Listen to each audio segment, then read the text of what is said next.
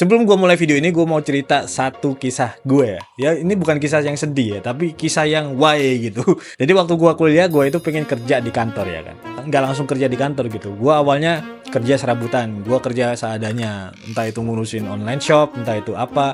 Bahkan gue itu sering bikin musik ya kan. Nyari klien, yang klien tuh revisinya minta banyak, udah gak masuk akal. Gue nyari duit pontang-panting sampai satu saat gue itu ngelamar di kantor. Gue keterima, gue bahagia gitu. Akhirnya gue bisa kerja di kantor gitu. Setelah gue kerja di kantor, entah kenapa setelah beberapa hari kebahagiaan gue hilang gitu. Yang awalnya gue bahagia banget, gue merasa gue hidup dan telah memenuhi apa yang gue pengen. Setelah gue dapat apa yang gue pengen, kok gini aja gitu. Atau enggak, misalkan gue bercita-cita gue pengen punya laptop yang sangar gitu, laptop yang mahal gitu, yang gaming misalkan. Akhirnya gue bekerja. Ketika gue udah dapat laptop yang keren berapa puluh juta gitu harganya, bahagia dong awalnya gitu. Nggak mungkin gue sedih ya kan. Setelah gue bahagia, gue coba main ini main itu. Gue akhirnya berpikir gitu. Sekarang gue udah punya laptop. Ya mungkin gue nggak punya waktu banyak buat main. Tapi kenapa ya? Apa yang gue bahagiain tahun kemarin sekarang udah nggak sebahagia itu. Ternyata setelah gue cari tahu, gue terjebak sama hal ini. Gue bakal bahas tentang itu. So kita bakal mulai videonya setelah yang satu ini. Let's get it.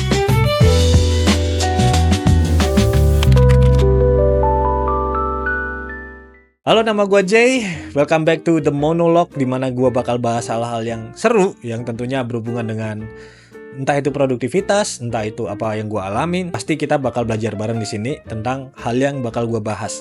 Kali ini yang seperti yang gue ceritakan tadi, gue pengen dapat sesuatu, gue bahagia, terus gue biasa aja. Akhirnya gue pengen sesuatu lagi yang baru, gue bahagia, gue biasa aja. Kenapa hal itu terjadi gitu? Ternyata ada istilah yang namanya hedonic treadmill. Jadi itu konsep psikologi yang menjelasin kenapa kebahagiaan kita itu sering balik ke default meskipun kita udah capai hal-hal yang besar. Misalkan kita udah menikahi pacar kita gitu, yang dimana goals kita pacaran adalah untuk menikah gitu. Setelah kita menikah, masalahnya beda ya kan. Dan itu sudah pasti. Dan gue sudah berpikir kayak kenapa ya gitu. Video ini gue bakal kumpas tuntas gimana cara kerja fenomena ini dan apa yang bisa kita lakukan agar kita nggak terjebak di hedonic treadmill, yang dimana kita dapat bahagia, udah habis itu biasa lagi gitu. Kita bahas dulu yang namanya hedonic treadmill. Jadi hedonic treadmill itu apa? Hedonic treadmill itu simpelnya adalah sesuatu fenomena yang dimana semakin banyak yang kita kejar, semakin kita itu nggak puas gitu. Kok bisa kayak gitu? Jadi ibarat lo itu mengejar sesuatu dan ketika lo udah dapet,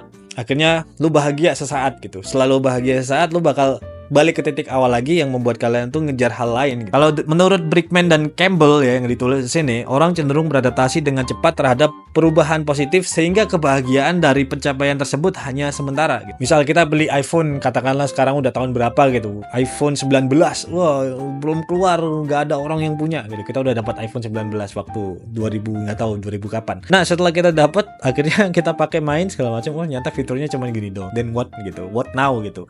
Atau lo pengen jadi manajer gitu, jadi manajer terus what now gitu.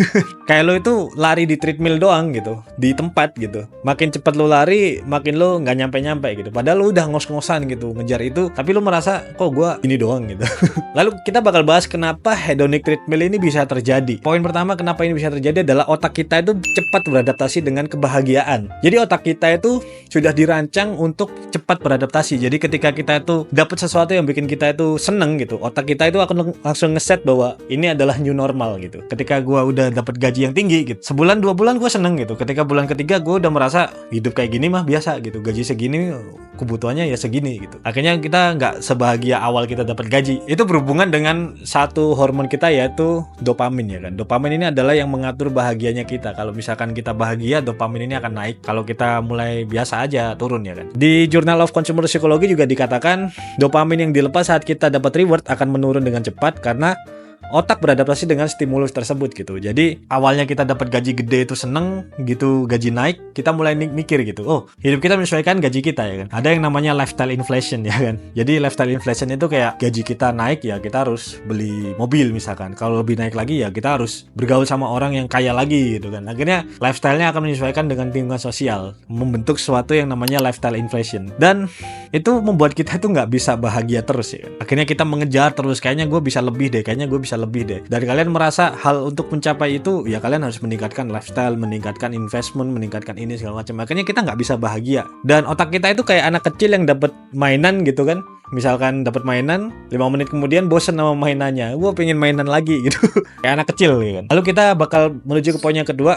Kita lebih fokus ke tujuan bukan proses. Ini kenapa hedonic treadmill bisa terjadi. Jadi kita itu lebih fokus ke tujuannya bukan prosesnya gitu. Terlalu fokus sama misalkan pengen beli rumah gitu. Ketika kita udah beli rumah, kita nggak tahu mau ngapain gitu. Sebenarnya kita itu harus berpikir juga kenapa kita butuh rumah, dan ketika udah butuh rumah itu kita mau ngapain, apa yang kita lakukan terhadap rumah itu. Orang bakal bilang, oh kalau lu belum punya barangnya lu jangan mikir terlalu jauh. Tapi kalau menurut gue ya, pandangan gue ya, itu bukan hal yang buruk juga. Kalau misalkan kita overthink itu buruk. Tapi kalau misalkan kita menganggap bahwa oh beli rumah itu juga harus dipikir, kita bakal bikin apa, cara mendapatkan rumahnya itu seperti apa. Gue juga bahas di video lain tentang kenapa membangun sistem itu lebih penting daripada kita fokus ke tujuan. Jadi menurut Harvard Business Review juga dikatakan orang yang terlalu fokus pada hasil akhir cenderung mengalami penurunan kepuasan saat tujuan itu sudah tercapai gitu. Jadi ngejar tujuan itu udah kayak ngejar gebetan gitu. Kadang-kadang ini agak sensitif, tapi menurut gue harus dikatakan bahwa orang yang mengejar gebetan itu terkadang ada yang terjebak, karena mereka itu ketika udah dapet gebetannya, terus mereka ada yang mempertanyakan kayak, terus kalau udah dapet gue harus ngapain nih sekarang gitu. Nih udah jelas-jelas gue punya gebetan, udah jadi pacar. Ketika udah jadi pacar, ngapain ya? Gue udah punya dia gitu kan. Hubungannya nggak jelas gitu. Jadi ini sangat mengkhawatirkan karena hedonic treadmill ini membuat kita itu tidak pernah puas terhadap hidup, dan itu akan membuat kalian mempertanyakan kebahagiaan. Apakah ini yang kita kejar? Apakah ini membuat kita bahagia? Akhirnya kalian mempertanyakan hal itu terus dan sedih pada akhirnya, merasa kosong, lebih tepatnya merasa hampa ya kan. Lalu gimana caranya kita bisa keluar dari hedonic treadmill ya kan? Ya walaupun nggak benar-benar keluar, tapi ini beberapa hal yang bisa kita lakukan supaya kita itu tidak terjebak di hedonic treadmill.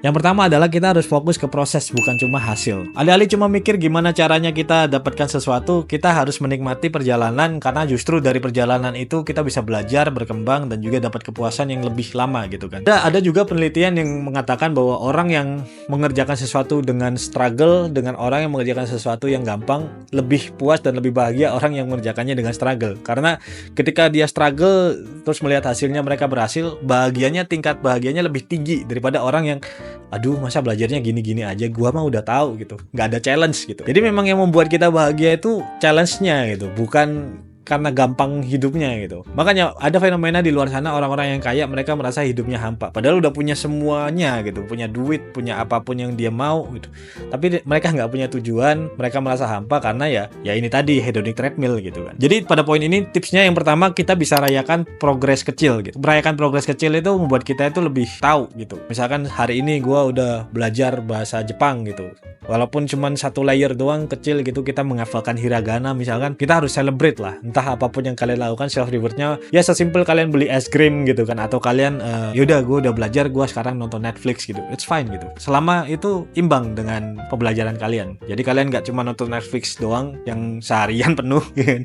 Kalian juga harus belajar hal baru. Lalu kemudian kita juga bisa tulis jurnal perkembangan kita gitu, biar kita itu ingat gimana perjalanan kita dari awal sampai titik sekarang gitu, supaya kalian bisa memonitor apa yang kalian lakukan gitu. Gue biasanya pakai Notion ya gitu, menuliskan jurnal gue tiap hari. Gue coba melakukan itu, journaling per hari satu kata atau per hari satu kalimat gitu. Misalkan apa kejadian yang menarik hari ini, ketika gue gali ternyata banyak hal yang menarik dalam hidup gue. Walaupun masih Januari, gue bacanya sambil kayak keren juga gue ya, gue ada willing to doing this gitu, ada banyak keputusan yang gue ambil, dan akhirnya gue bisa tracking, oh ternyata gue menjadi seorang yang seperti ini karena putusan gue yang ini gitu. Tidak terjebak dalam hedonic treadmill ya kan. Gue tidak terjebak ke dalam hal-hal yang membuat gue itu merasa selalu kurang gitu. Ya walaupun gue pengen lebih, tapi gue tidak terlalu fokus kepada tujuan akhir doang gitu. Gue juga fokus kepada perkembangan diri gue gitu. Lalu yang kedua adalah kita bisa mencoba untuk mengucap syukur secara aktif. Jadi bersyukur ini membuat otak kita itu berhenti sejenak dari siklus yang kita mau lebih hedon gitu, hedonic treadmill, menjadi fokus dengan apa yang udah kita punya, yaitu ya kita menjadi melihat sekeliling dan pencapaian kita seperti yang gue lakukan tadi. Gue akhirnya bersyukur bahwa oh ternyata gue sudah sejauh ini dan keputusan-keputusan ini adalah keputusan terbaik gitu. Jadi ada juga ditulis bahwa praktek untuk untuk mengucapkan terima kasih, bersyukur secara rutin, menurunkan kecenderungan untuk terus mencari kebahagiaan dari hal-hal eksternal gitu. Kalau misalkan kita mencintai diri sendiri, kita melihat masa lalu sudah sejauh itu, kita akan bersyukur gitu, karena nggak semua orang lo bisa sejauh ini gitu. Jadi kita pada poin ini, tips yang pertama, kita bisa tulis 3 hal yang kita syukuri setiap hari gitu. Ambil 3 aja gitu, terserah apapun itu. Dan menurut gua itu membuat kita itu aware bahwa ternyata kita punya kelebihan, ternyata kita punya hal yang bisa kita syukuri dalam hidup. Tips yang pertama ya. Yang kedua tipsnya adalah kita bisa luangin waktu refleksi dengan apa yang sudah kita capai selama ini. Setelah lu nulis jurnal tadi segitu banyaknya, gue biasanya di akhir minggu sih, maksudnya di akhir bulan atau akhir minggu gue baca jurnalnya gitu. Kemarin gue Januari gue baca tanggal 30-an Januari gitu kan. Gue baca ternyata Januari ini tidak seburuk yang gue kira gitu. Ada orang yang ngejokes gitu, time skip dari tahun 2020 sampai 2025 kita baru bangun karena ada COVID ya. Jadi nggak kerasa gitu. Ya mereka nggak kerasa karena mungkin mereka tidak melihat keputusan-keputusan mereka itu, apa yang mereka ambil, apa yang bisa mereka pelajari selama proses itu. Jadi bisa dipraktekkan dengan cara kita refleksikan apa yang sudah kita capai setelah kita nulis jurnal tadi ya. Ya kita nggak perlu nulis 3 hal yang kita syukuri. Mungkin 1 kalimat dulu lah gitu. 1 kalimat dulu baru kita coba syukuri 3 hal. Jadi itu bisa jadi praktek kalian. Kalau bisa konsisten, kalau misalkan kalian berhasil konsisten, kalian udah mulai keluar dari hedonic treadmill, congratulations ya. Lalu tips yang terakhir, yang ketiga adalah kalian bisa ganti tujuan eksternal kalian dengan tujuan internal ya kan.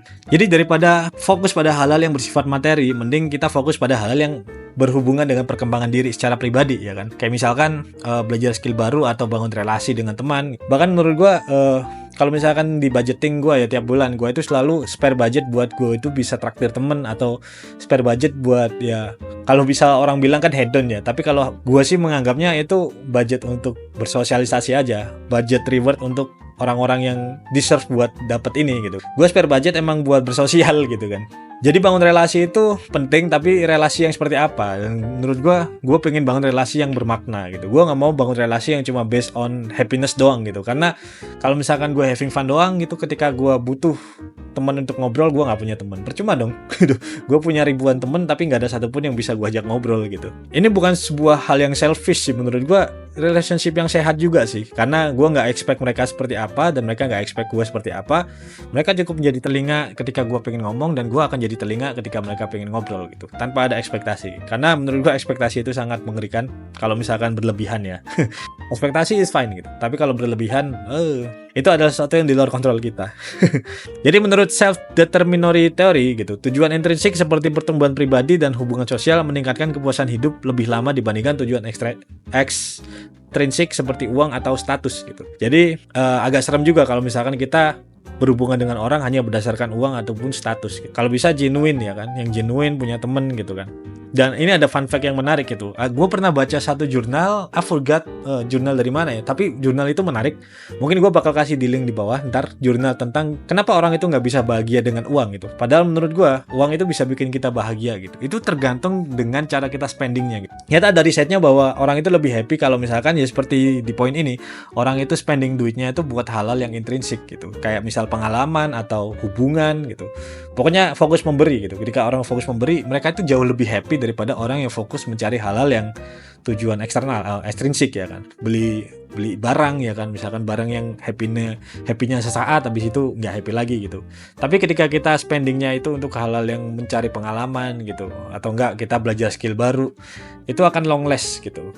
Dan kita akan mengingat-ingat, oh gue itu cara belajarnya dulu gini gitu. Akhirnya bisa jadi cerita, dan ketika jadi cerita banyak orang yang tertarik gitu akhirnya. Jadi menurut gue ya that's true gitu. Gue spending duit buat dapat skill, ketika gue punya skill nyata gue bisa ngebantu orang, dan orang genuinely support me gitu. Karena mereka merasa gue membantu mereka, dan akhirnya ya udah, gue juga happy, orang juga happy gitu. Ketika kita spending dan orang happy dengan apa yang kita lakukan, it's equal gitu. Itu membuat hidup kita bermakna gitu. Jadi pada kesimpulannya, kita harus mengetahui bahwa kebahagiaan itu ada di proses, bukan cuma ada di tujuan. Hedonic treadmill ini membuat kita merasa kita harus mengejar sesuatu terus ya kan. Tapi faktanya memang bahagia itu tidak selalu tentang dapetin sesuatu, tapi tentang gimana kita itu menikmati prosesnya. Karena kalau kita kejar tujuan doang tanpa kita merefleksi diri, kita bakal capek sendiri ya kan. Kayaknya gue pernah bahas video tentang kenapa kita itu merasa hampa walaupun kita itu udah kerja terus ya, udah produktif. Gue pernah bahas di video, lu bisa scroll di video yang paling awal kalau nggak salah ya. Jadi mulai sekarang kita harus menikmati perjalanan kita dan kita harus merayakan progres kecil ya, walaupun sekecil apapun, dan jangan lupa bersyukur ketika kita itu udah mendapat apa yang kita capai. Mungkin sampai di situ dulu videonya. Kalau misalkan teman-teman punya cerita soal hedonic treadmill dan apa yang teman-teman lakukan untuk escape dari hedonic treadmill, kalian bisa sharing, kalian bisa komen, karena kita juga butuh insight dari teman-teman supaya kita sama-sama belajar. Oke? So, mungkin itu video buat kali ini. Kalian like, share, subscribe kalau kalian suka channel ini. Kita akan bahas video-video lainnya di kesempatan lain. So, catch you on the next one.